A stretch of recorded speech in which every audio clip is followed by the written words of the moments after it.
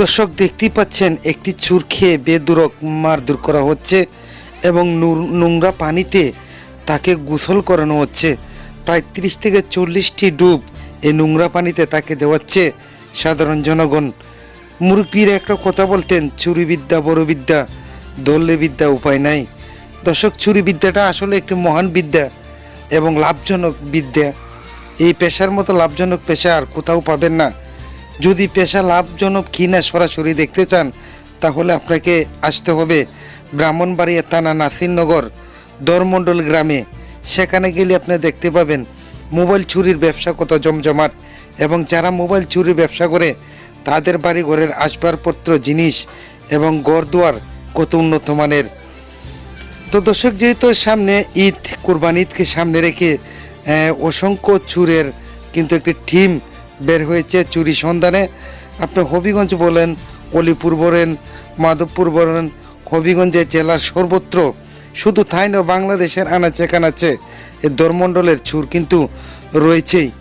আর এখনের ঘটনা, যে ঘটনা দেখতে পাচ্ছেন, এই ঘটনা হচ্ছে না অলিপুরের একটি লোকের মোবাইল চুরি করতে গিয়েছিল, আর সেই সূত্রেই কিন্তু এই চুর ধরা পড়ে। আর ধরা পড়ার কারণে প্রথমেই তাকে জনগণের সেবা দেওয়া হয়, তারপরেই কিন্তু তাকে যে নোংরা পানির মধ্যে, বৃষ্টির পানিতে জমানো নোংরা পানিতে তাকে নামিয়ে দেওয়া হয় এবং প্রায় অনেকটি ডুব দিতে হয়, নোংরা পানিতে গোসল করতে হয় তাকে।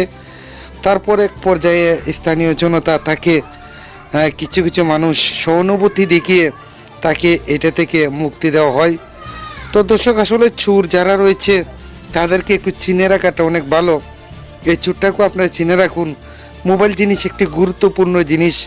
যার মোবাইল হারিয়েছে একমাত্র সেই বলতে পারে কতটুকু ক্ষতির সম্মুখীন সে ব্যক্তি হয়েছে, কতটুকু পেরেশানি তাতে হওয়া হয়েছে।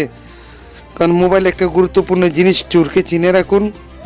ইয়াং জেনারেশনের চোর, শরীর স্বাস্থ্য বডি সব কিছু খুবই ভালো। তো দর্শক, যারা দেখছেন ভিডিওটা অবশ্যই আপনার মতামত জানাতে পারবেন, কারণ আপনি একজন সাধারণ মানুষ হিসাবে অবশ্যই কমেন্ট করে মতামত জানাতে পারেন। অনেকেই বলতে পারেন, ভাই একটা মোবাইলের জন্য চোরকে এত বড় শাস্তি দেওয়া হয়েছে, তাকে নোংরা পানিতে কেন গোসল করানো হলো। আবার অনেকেই বলতে পারেন চোরকে ছেড়ে দেওয়া ভালো ছিল। বিভিন্ন ধরনের বিভিন্ন মতামত থাকতেই পারে। আপনার মতামত কি সেই বিষয়ে অবশ্যই একটু কমেন্ট করে জানিয়ে দিবেন।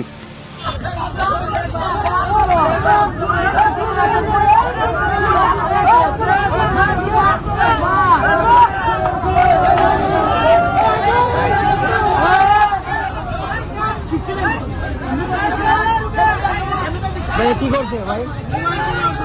মোবাইল চোর।